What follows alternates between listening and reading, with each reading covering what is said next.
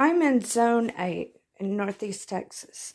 So these lights may be too bright, but we're going to give this a shot. I think this is stock, and I think it's the second day. I can look on the tab. It might be the third day. And then down there, you can see the containers that I saved.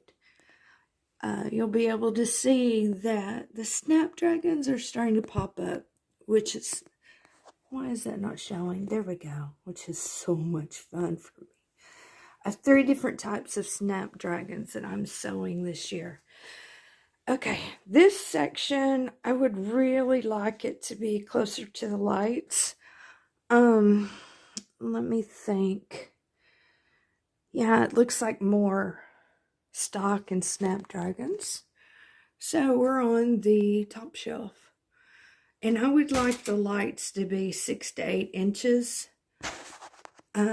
So I'm going to look for something that I can use. See if we can see those. Yeah. And I'll pot these up as soon as they're about 2 inches tall, with good, healthy leaves and stem. So there we go. I added, let's see, yesterday I planted bachelor's buttons, or sowed bachelor's buttons, and I would like to sow some more of those. So hopefully this gives you a little insight into starting seeds, which is so exciting for me.